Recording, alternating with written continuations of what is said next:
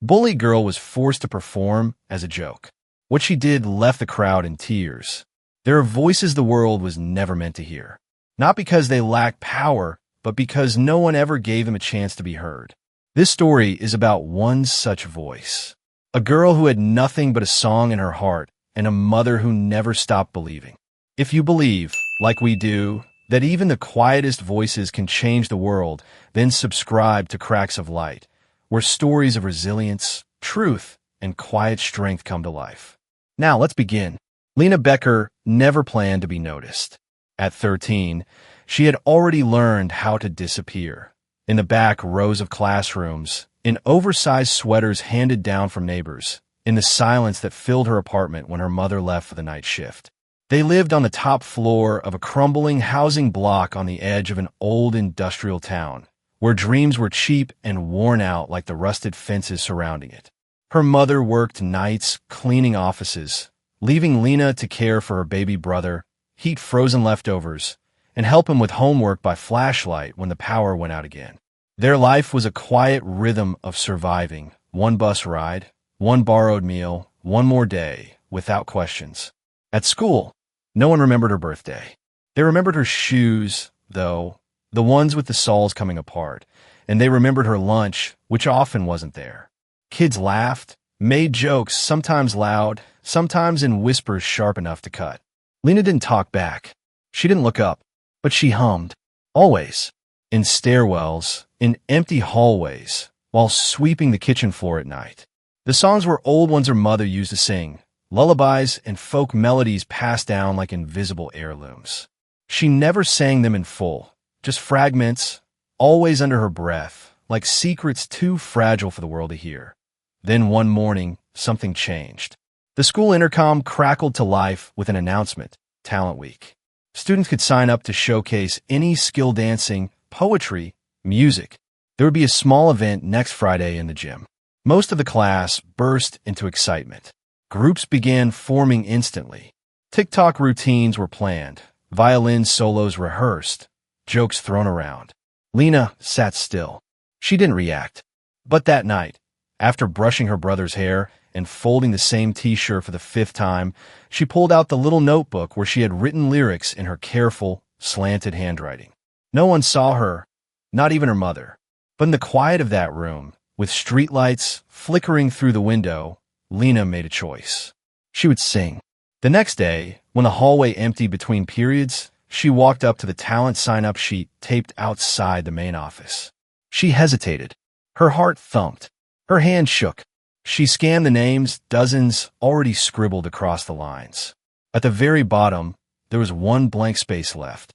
Lena Becker, singing. She wrote it quickly and walked away. Not a word spoken. 10 minutes later, laughter rang out in the corridor. Did you see who signed up to sing? Lena. Is she going to bring a trash can for backup vocals? Someone joked. Another voice chimed in. Hope she doesn't come in wearing those shoes. She heard it all, but she didn't go back. She didn't erase her name. Instead, she went home and began to hum louder. Because sometimes, even the smallest voice knows it's time to be heard. Lena didn't think anyone would notice the name at the bottom of the list. But they did.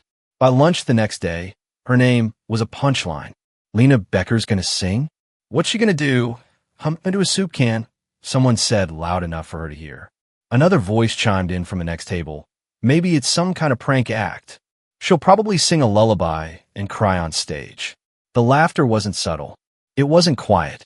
It was the kind that spread quickly, crawling into corners and clinging to walls. And soon everyone had something to say. Some students started making fake flyers with opening act, Lena the shower singer, and taped them to lockers. Others started taking videos pretending to sing badly, tagging her name in group chats like it was a game. Lena said nothing. She didn't respond. But that afternoon, when she got home, she closed the bathroom door and turned on the faucet, not to shower, but to drown out her own voice as she practiced. The bathroom was the only place with a door that locked, the only place where her baby brother wouldn't walk in, where the neighbor's TV couldn't be heard through the paper-thin walls. She stood in front of the mirror, stared at herself, hair messy, shirt too big, eyes tired, and began to sing the same folk song her mother had sung when she was sick. No music, No harmonies, just the melody and the echo of tile. At first, her voice cracked. Her throat felt tight. She kept stopping midline, but she stayed in that room, over and over, again and again, whispering the lyrics until they came out whole. In the middle of the second chorus, her voice steadied. She didn't notice that the water had long gone cold, or that her mother was standing just outside the door, silent.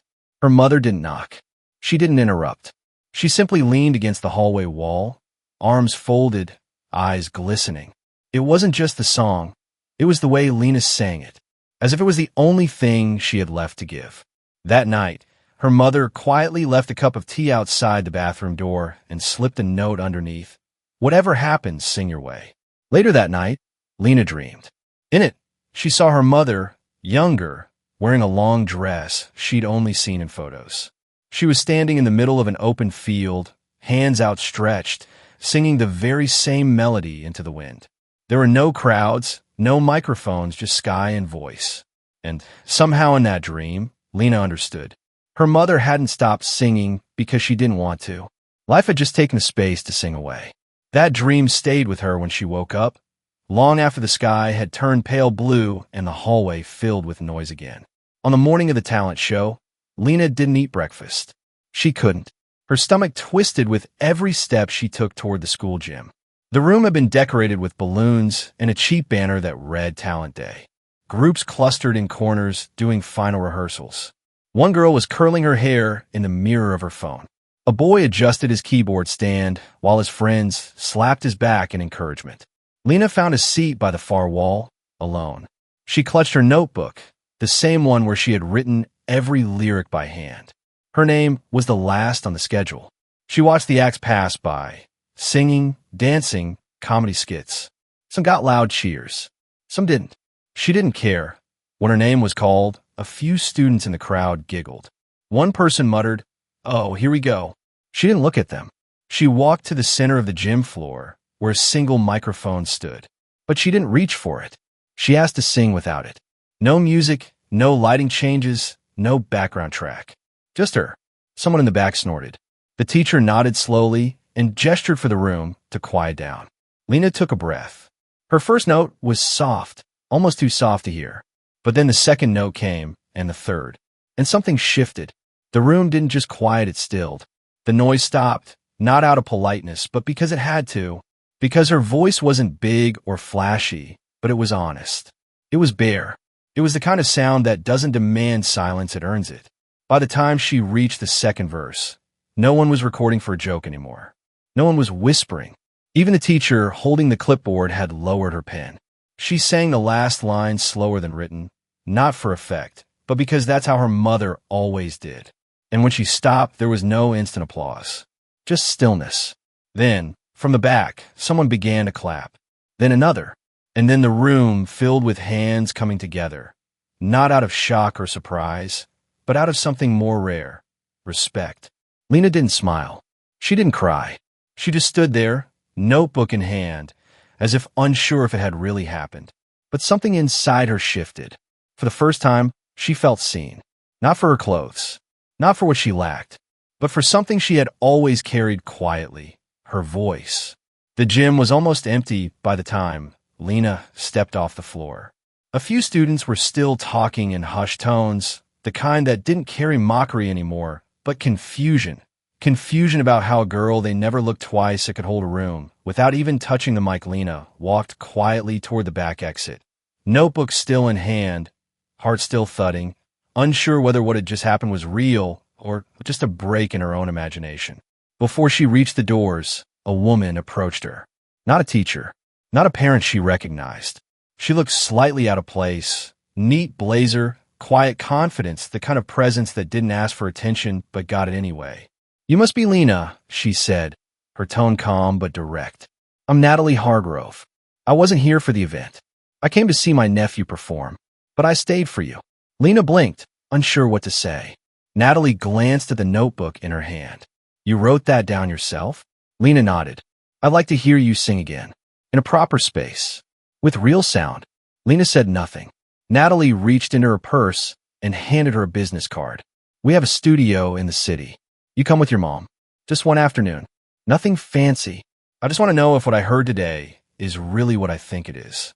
3 days later, Lena sat beside her mother on a train heading toward the city. It was the first time she had ever left her town, the first time she had seen buildings that touched the clouds, lights that blinked even during the day, people moving as if the world didn't pause. Her mother sat beside her in silence, holding the same grocery bag they used for everything: a change of clothes, Lena's notebook, and 2 apples wrapped in paper towels. The studio was on the 3rd floor of a building that smelled like new furniture and coffee. The front desk staff smiled politely, but looked at Lena the way people look at someone who might be in the wrong place. Natalie was already waiting. She greeted them with a nod and led them down a hallway into a recording booth. There were lights on the ceiling, wires running along the floor, and a glass wall that separated the booth from control room, where a man sat adjusting sliders and screens. "Leo's our engineer," Natalie said. "He's heard thousands of voices. He's not easy to impress." Lena stood behind the mic. She didn't touch anything. She held her notebook close to her chest. "What song?" Leo asked through the intercom. "Same one," Natalie answered. "No track, just voice." Lena nodded. She looked through the glass at her mother, who gave her a small, tired smile. Then she closed her eyes. The first note was quieter than before, but somehow even more controlled. No echo from gym walls this time. No classmates. No lights. Just soundproof panels and silence. So, still you could hear the faint buzz of equipment. Leo sat back in his chair. Natalie didn't move. When Lena reached the chorus, Leo's hand, which had been hovering over the fader, slowly dropped to his lap. By the time the last line left her lips, the air in the room felt heavier, not loud, not dramatic, just full. Leo leaned into the mic again. "How old are you?" 13, Lena replied. "Have you ever had vocal lessons?" She shook her head. Breath control like that doesn't just happen. Neither does phrasing or tone. He looked at Natalie through the glass. "That's a real voice." Natalie stepped into the booth and placed a hand gently on Lena's shoulder. "Thank you for trusting us," she said quietly. "This wasn't just a recording test. We send clips to our scholarship board. I didn't tell you before because I didn't want to pressure you. But this was your audition." Lena stared at her, confused. "For what?" Natalie smiled. "A program we run through the International Conservatory. Every year, we select 2 students from underprivileged backgrounds. We give them a chance to study with full funding. Tuition, transport, housing. You wouldn't have to compete. You just have to show up and keep being yourself." Lena didn't know how to respond. She looked at her mother, who still hadn't spoken, just sat frozen in her chair, hand gripping the strap of the grocery bag. Natalie knelt beside her and repeated, "All of it. Covered." Her mother blinked, swallowed hard, then asked quietly, "You think she's good enough?" Natalie nodded. "I think the world needs to hear her." That night, on the train ride back, Lena sat pressed against the window, watching the city lights fade into darkness. Her mother held her hand the whole way. Neither of them said much. They didn't need to. Everything had changed, and yet nothing had changed. They still lived in the same apartment, still shared the same old meals. But now there was a letter coming. And if the voice that stunned a school gym and silenced a recording studio meant anything, it was this: the letter wouldn't say no. The conservatory wasn't what Lena had expected. She had prepared herself for long hallways, serious teachers, maybe even some pressure. But what she wasn't ready for was how small she would feel walking into a world that seemed built for someone else. From the moment she stepped through the arched glass doors, it was clear she didn't belong. Not in the way the other students moved, confident and practiced, or in the way their parents waved goodbye from cars that didn't rattle or smoke. They wore embroidered backpacks, had monogrammed water bottles, spoke casually about auditions in Vienna, workshops in Milan, vocal coaches with famous last names. Lena had arrived with one bag, a second-hand coat, and the same notebook she'd always carried. Her roommate was from Madrid, had perfect posture, and warmed up every morning with vocal trills that made Lena feel like a dial-up modem by comparison. The first class was music theory. The instructor passed out a stack of worksheets filled with staff lines, key signatures, and solfege notations. Lena stared blankly. She didn't know what a key signature was. She didn't even know what clef she sang in. Around her, students zipped through the material like it was review. One girl leaned over and whispered, "Need help?" Lena nodded, but before she could respond, the girl added, "Start with Google." In vocal technique, the instructor asked everyone to sing a chromatic scale. Lena only knew the melody her mother taught her. There was no technical name for it. When her turn came, she tried to replicate what the others had done, but the instructor paused halfway through and asked gently, "You've never had formal training?" Lena shook her head. He smiled politely, but moved on quickly. It didn't take long before the whispers started. In the dorm hallway, in the lunch line, during warm-ups. "She's the scholarship girl," someone said in passing. "She didn't even audition. I heard she sang some lullaby and made someone cry." That's not technique. Lena could feel it in the way the conversations stopped when she walked into a room, in the way students looked at her clothes, then at each other. The worst came from Chloe Tanaka, a student from Tokyo who had already performed on 4 continents and introduced herself as a soprano with classical crossover leanings. Chloe never said anything cruel directly. She didn't have to. She asked questions with a smile, each one sharp and wrapped in silk. "Oh, you've never had a vocal coach? Wow, that's brave. You learn music by ear? That must be hard. I'd be afraid of picking up bad habits." One afternoon, Lena entered the practice studio to find Chloe already inside, playing scales on the piano. She turned, surprised but not apologetic, and said they should really assign practice rooms based on experience level. Wouldn't want someone to waste their time, right? Then she laughed and turned back to the keys, leaving Lena frozen in the doorway. By the end of the first week, Lena had stopped raising her hand. She sat in the back, took notes she didn't fully understand, and avoided eye contact. At night, she lay in bed staring at the ceiling, her body sore from posture drills, her throat dry from repetition, her mind buzzing with doubt. Every song she had once loved now felt like a test she was failing. At home, her voice made people pause. Here, it barely registered. She started asking herself questions she never asked before. What was she doing here? What made her think she could be a singer just because one woman said so? Was it possible that the crowd at her school only clapped because they were surprised, not because she was good? One afternoon, she sat alone on a bench outside the library, notebook closed in her lap. She hadn't written a single new lyric since she arrived. A group of students walked past, laughing, notebooks open, talking about an upcoming showcase. Chloe was with them, and as they passed, Lena heard her say just loud enough, "It's not fair, honestly. There are real musicians who work their whole lives to be here." Then someone walks in with a sob story in a lucky voice and takes a seat. No one corrected her. No one disagreed.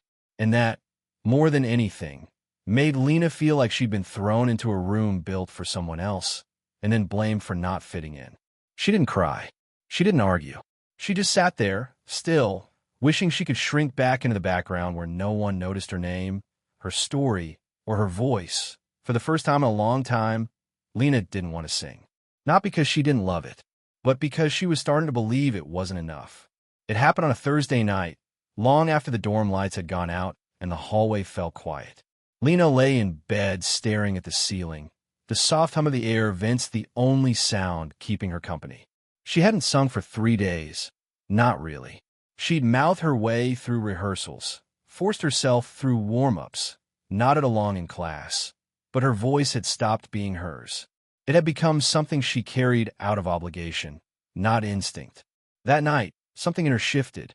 She got up, pulled out the old grocery bag she kept at the back of her closet, and reached for the one thing she hadn't touched since arriving, the notebook. The same one she'd taken everywhere back home. The same one with smudged pages, pencil lines, and her mother's handwriting etched beside her own. Inside were lyrics, some hers, most not. But one page near the middle held a song written entirely by her mother when she was a teenager. It was a lullaby, not perfect, not polished, but full of heart. Lena ran her fingers over the words, mouthing them softly. And then she sang, barely above a whisper. Her throat was dry, her breath shaky, but the moment the melody took form, something returned. Something quiet, but sure. The next day, she asked to meet with Natalie. They sat across from each other in the staff lounge, sipping tea in silence until Lena finally said, "Did anyone ever make you feel like you didn't belong here?" Natalie didn't answer right away. She set her mug down, looked at Lena, and nodded. "More times than I can count. I didn't grow up in a place like this. My first year here, a judge at a competition told me I had too much color in my voice. He said it like it was a flaw. I spent months trying to flatten it out to sound like everyone else. I lost every audition that year." Lena frowned. "But you're the director now." Natalie smiled faintly. "Because one day, a different judge told me something I never forgot. She said, technique can be taught. Truth can't. From that day on, I stopped trying to sound right and started trying to sound real." Lena was quiet for a long time. Then she pulled out the notebook and handed it across the table. "I want to sing this for the final performance. No accompaniment, no arrangement, just the song." The final exam wasn't a test on paper. It was a solo performance, each student choosing a piece to present before the faculty and guests. The week before the event, they held a full dress rehearsal in the main hall. Lena's name was near the end of the program. She stood backstage as students before her sang complicated arias, jazz numbers, and musical theater songs with full backing tracks. Some wore designer gowns. One student even had a lighting cue. Lena wore a simple dress and held nothing but her notebook. When her name was called, the room wasn't noisy, but it wasn't paying attention either. A few students looked up from their phones. One of the vocal coaches whispered something to the person beside her. Lena walked onto the stage, stood still, and said quietly, "I'll be singing an old folk lullaby." No music. There was a pause. Not mocking, just confusion. Then she began. The first note didn't demand attention. It invited it. Her voice was soft but deliberate, like memory turned into sound. It wasn't perfect. There was a slight breath in the second line, a hesitation in the fourth. But none of it mattered, because what came through was real. Every lyric carried weight. Of hunger, of hope, of nights when her mother sang that same melody over the sound of traffic and silence. Her voice didn't soar. It didn't crescendo. It stayed grounded, human, honest. And it was that honesty that stilled the room. By the final verse, not a single phone was out. The vocal coach who had whispered earlier had tears pooling in her eyes. One student dropped their pencil and didn't bother picking it up. When Lena finished, she didn't bow. She just stood there for a second, notebook still in her hands, and waited. The room didn't explode with applause. It didn't need to. The silence said more. Natalie met her in the wings. She didn't speak. She simply hugged her. And in that moment, Lena knew she had done the one thing no technique class had ever taught her. She had reminded everyone why they fell in love with music in the first place. The night of the gala felt like another world. Weeks of rehearsals, evaluations, and whispered doubt had led to this, the final showcase. Broadcast live, attended by alumni, music executives, donors, and strangers from around the world watching on screens, the performance was more than just an exam. It was a declaration. Each student brought everything they had. Elaborate choreography, layered harmonies, spotlight cues, orchestra-backed renditions of complicated pieces rehearsed to perfection. The crowd clapped with precision. The applause was real. The energy was high. But it wasn't until the final name was called that something shifted. Lena stood backstage, gripping the notebook she no longer needed but still carried like armor. The dress she wore had been stitched together by her mother from 2 worn blouses, the seams carefully pressed, the hems slightly uneven but made with love. No brand name, no stylist, just thread and memory. Her hair was tied back in a simple knot. No makeup artist, no backup plan. She was the last performance of the evening.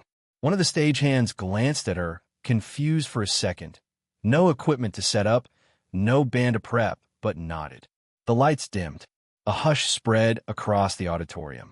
Her name was called. She walked out slowly. The spotlight hit her, and for a moment, the room didn't know what to make of her. The gala had been filled with spectacle. Lena brought none.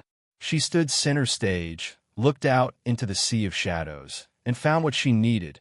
Her mother, sitting in the front row, both hands wrapped tightly around a hand-stitched handkerchief. No signal, no smile, just eyes filled with something deeper than pride. Lena stepped forward and spoke the words clearly into the silence. "I'll be singing an original folk arrangement. A cappella." There was a pause. Not confusion this time, just stillness. And then she sang. No backing track, no echo, just voice. It began with the soft cadence of breath and built into the shape of something larger than herself. The melody was simple, but the words weren't.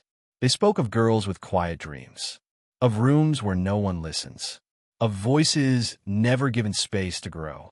Her tone didn't reach for power, it reached for truth. Each phrase landed not like a performance, but like a confession, the kind that bypasses intellect and goes straight to the part of people that remembers pain and grace and love without needing explanation. As she reached the chorus, her voice wavered just slightly, not from nerves, but because the weight of what she was saying caught in her throat. And yet she kept going, stronger. In the final line, her voice dropped to almost nothing. "Let me be the voice of those unheard." No vibrato, no rise in volume, just clarity, pure, exposed, real. And that was what undid the room. For a long second, no one moved, no one clapped. It was the same kind of stillness as before, but this time it was reverent. One breath later, a single person stood. It was her mother. She didn't cheer. She didn't wave. She simply rose, hand over her heart, tears falling freely. And that was enough. The rest followed. One by one, the auditorium rose to their feet. Some cried.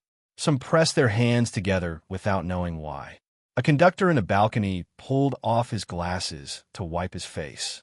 A student in the third row sat silently, whispering to no one. That's what music's supposed to do. The applause wasn't deafening. It was deeper than that. It was the kind of applause that came not from hype, but from having just witnessed something true.